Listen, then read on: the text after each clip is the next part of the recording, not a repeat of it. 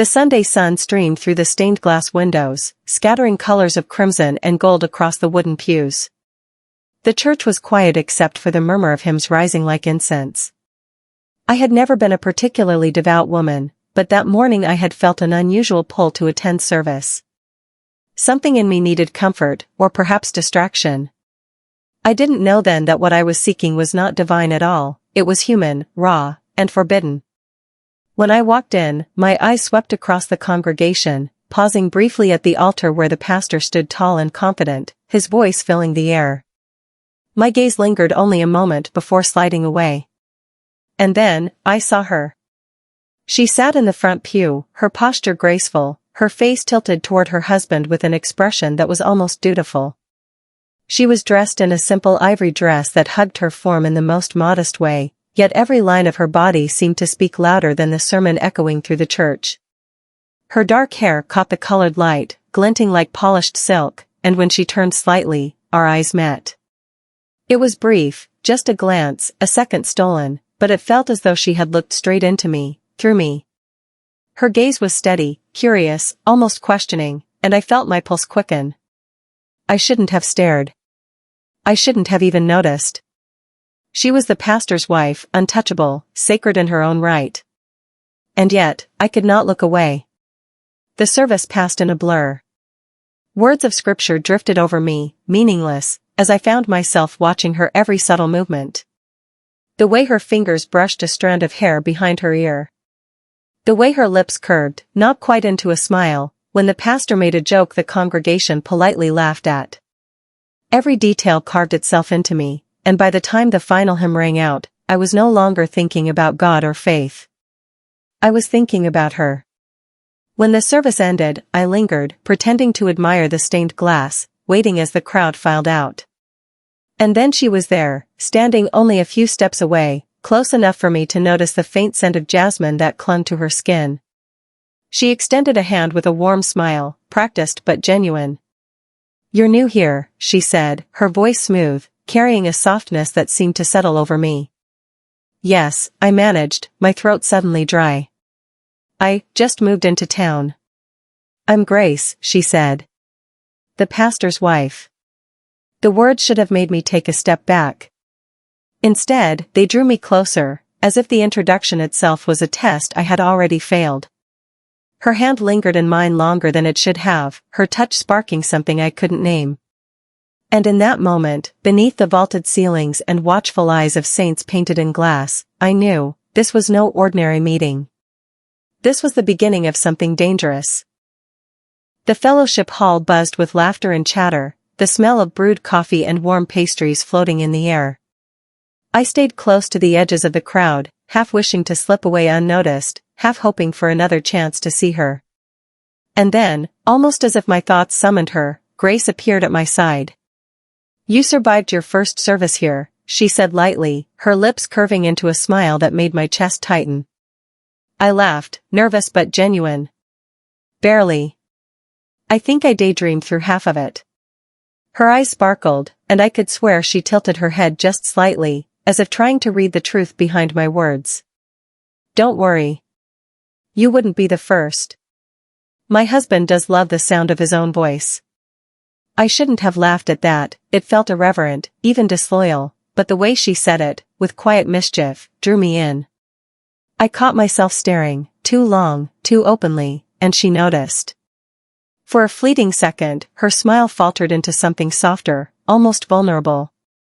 We slipped into conversation as if we had known each other for years. She asked about my new job, my move, the reasons I'd come to town. I asked about her role in the church, how long she had been here, what she enjoyed outside of Sunday services. Her answers were careful, measured, but her eyes betrayed her, glints of humor, sparks of curiosity, little flares of warmth that contradicted her practiced composure. When someone called her name across the room, she excused herself with a small touch to my arm. The contact was brief, but it sent a shiver down my spine. I watched her walk away, graceful and poised, and wondered if she had felt the same electricity that I did. Later, when most of the congregation had trickled out, I found myself wandering into the small church garden.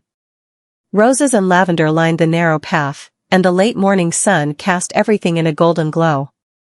I thought I was alone, until I heard the sound of footsteps behind me. "You found the best spot here," Grace's voice floated over my shoulder. I turned, and there she was again, sunlight framing her like something holy, though everything about her felt far too earthly, far too real. "It's beautiful," I said, though my words were about her, not the garden. She stepped closer, her hands folded in front of her, her expression thoughtful. "Sometimes I come here just to breathe. It's easy to forget yourself when so many eyes are always watching." The way she said it carried weight, an undertone that made me wonder how much of her life was performance, pastor's wife, perfect smile, flawless grace. And in that moment, I wanted nothing more than to know the woman beneath the role.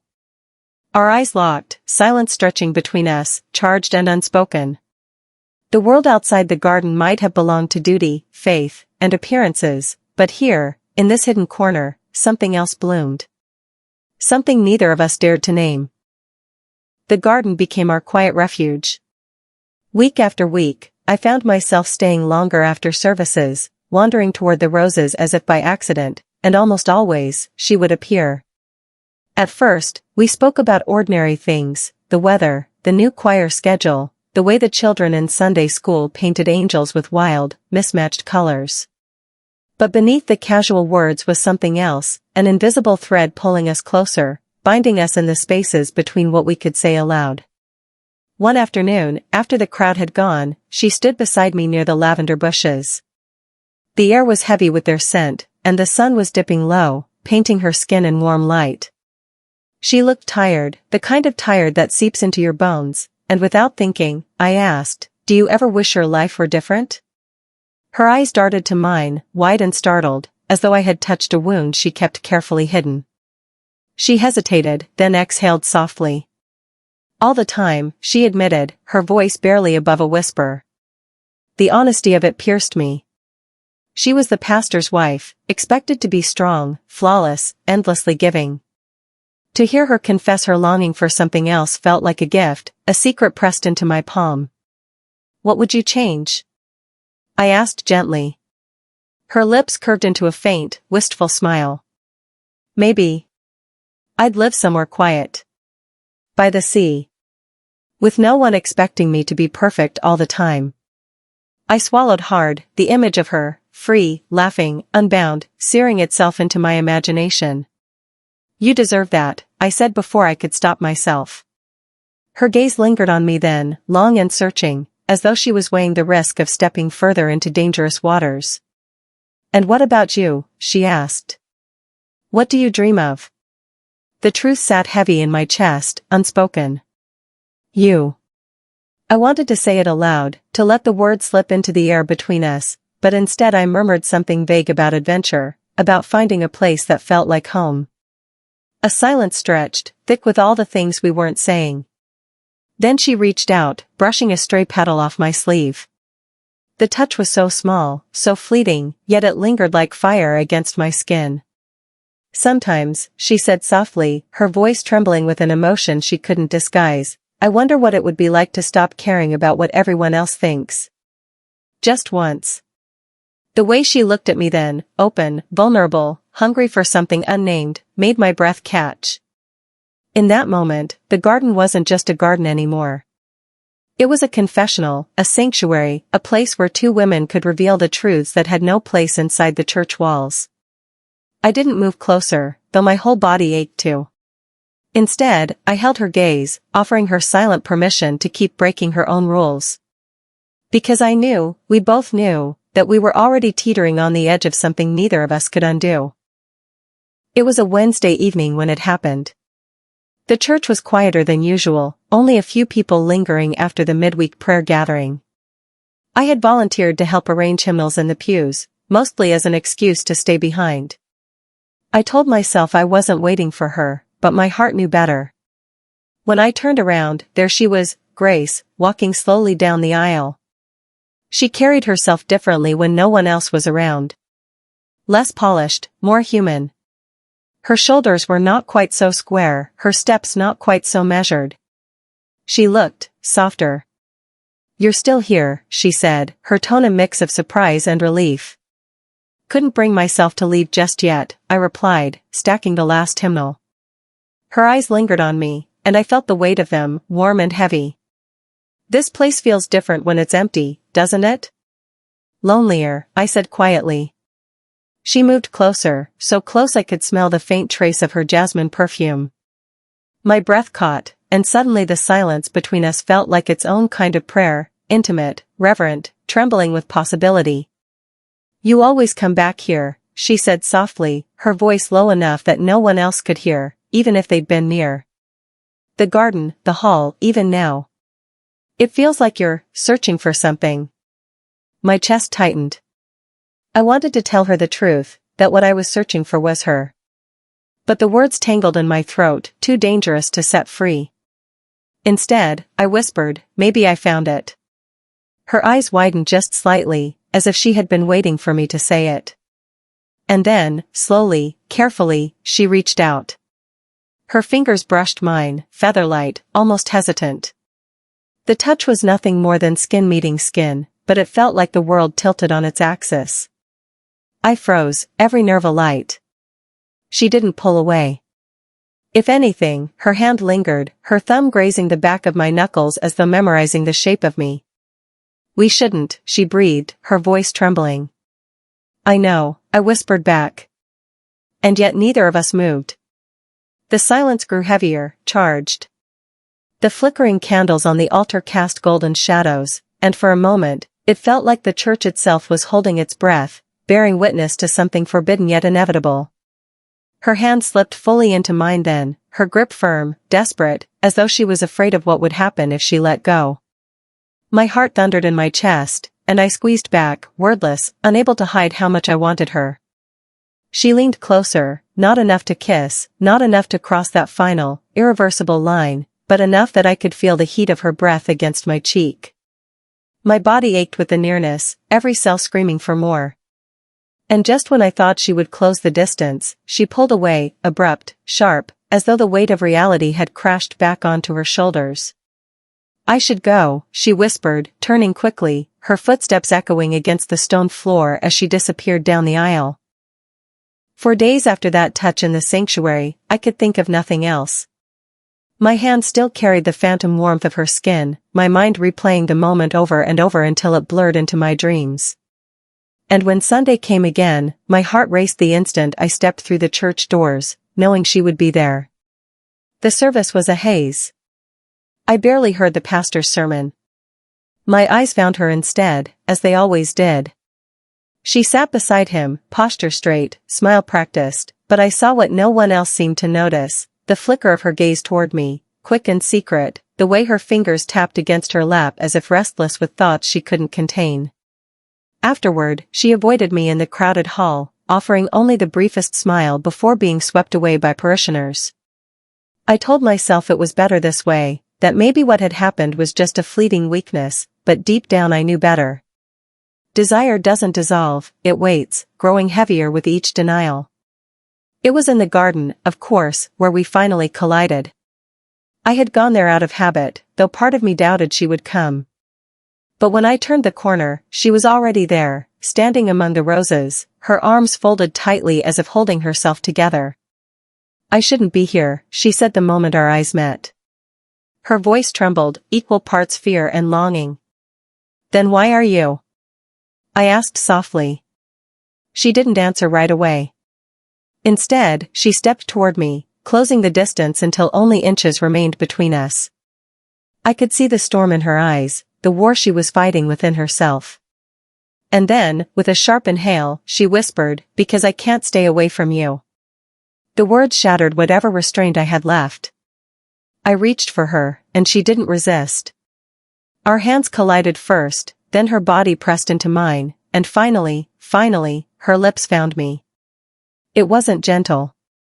It was urgent, desperate, as though weeks of stolen glances and unspoken confessions had erupted in a single moment. Her mouth tasted of wine and secrets, and I kissed her back with everything I had been holding inside. When we broke apart, breathless, her hands clung to my shoulders, her forehead resting against mine. "This is wrong," she whispered, though her lips still trembled against the curve of my mouth. "Maybe," I said, my voice thick with desire. "But it feels more honest than anything else." She closed her eyes, as if the truth was too heavy to face, and for a long moment we just stood there, tangled in each other, hidden by the garden's walls. The world outside still belonged to duty, to faith, to appearances.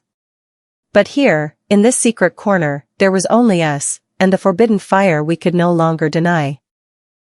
After that kiss, nothing felt the same. Every service, every gathering, every accidental brush of our hands carried a new weight. The air between us hummed with unspoken desire, with the ache of what we had already crossed and the terror of what lay ahead. It was Grace who suggested we meet outside the church walls. "It's not safe here," she whispered one afternoon, her eyes darting toward the parishioners bustling around us. "Come by the library tonight. Hardly anyone goes there after hours." Her voice was steady, but her hand trembled as it brushed against mine in passing. That single touch was enough to seal my decision.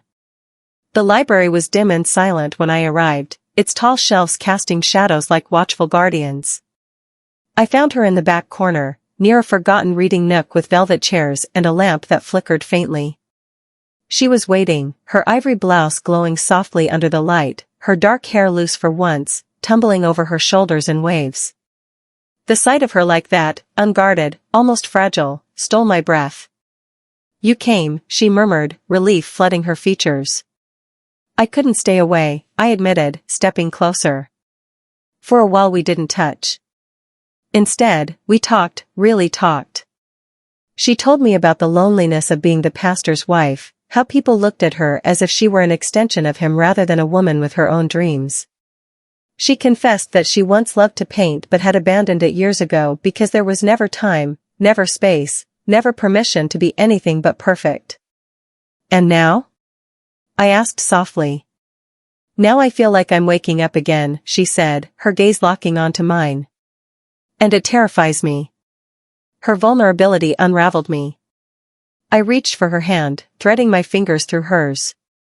"You don't have to be afraid with me." Her eyes shone in the dim light, and for a long moment, we simply sat there, our hands clasped, our silence louder than any sermon. Then, slowly, she leaned in. Her lips brushed my cheek first, tentative, searching, before finding my mouth. This kiss was different from the one in the garden, slower, deeper, aching with tenderness rather than urgency. When we broke apart, she rested her head against my shoulder, her breath warm against my neck. "I don't know how long we can keep this hidden," she whispered. "As long as we need to," I said, though even as the words left me, I knew they were more hope than promise.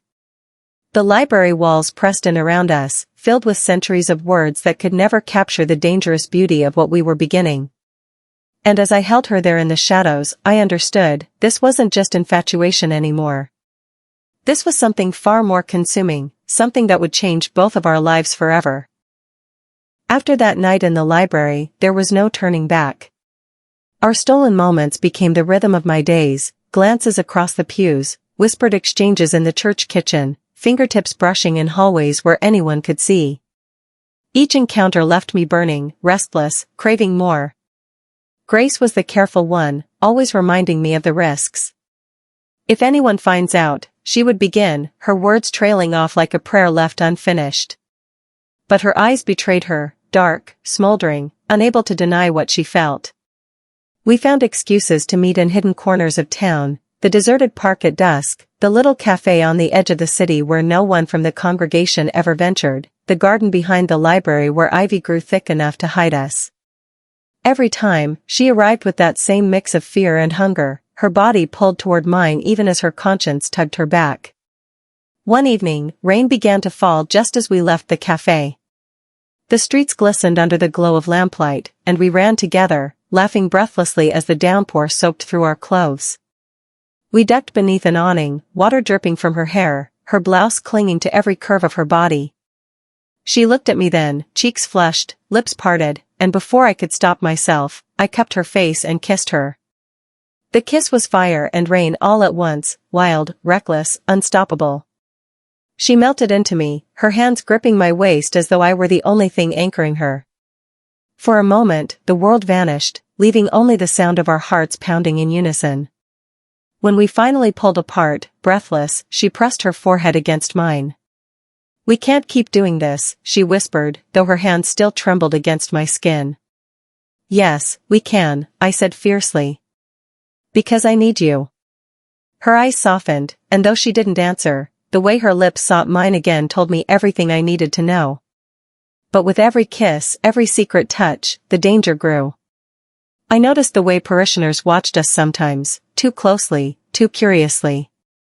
I caught the pastor's eyes lingering on her, as if he sensed something shifting in the way she carried herself.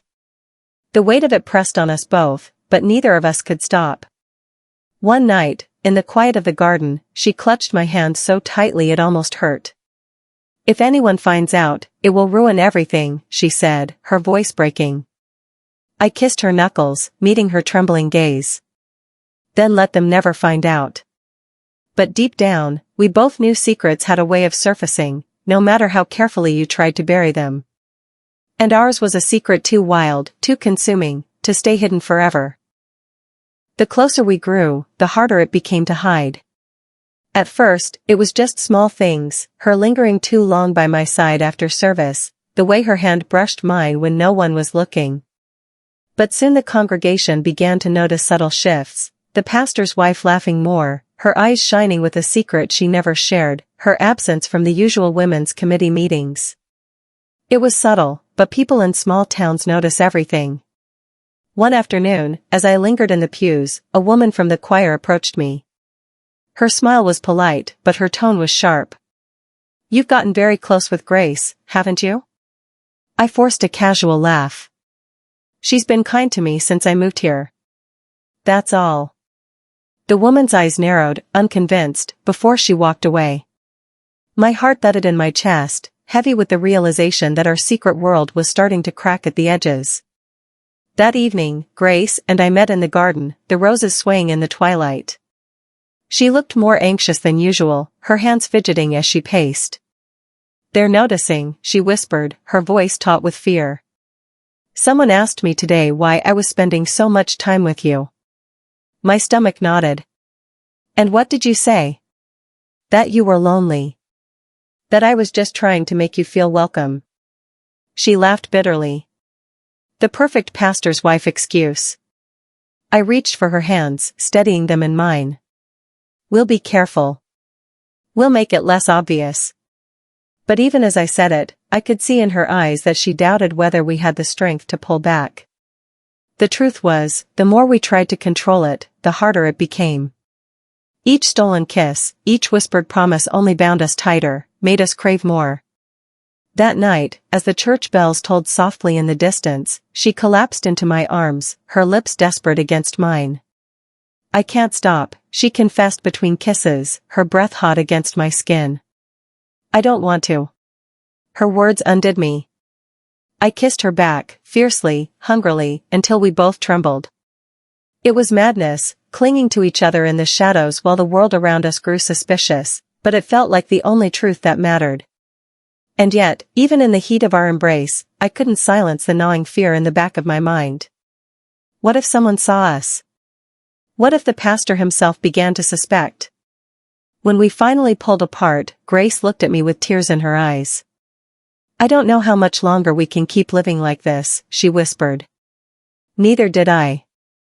But as I kissed her one last time before slipping back into the night, I knew only one thing for certain: I would risk everything for her.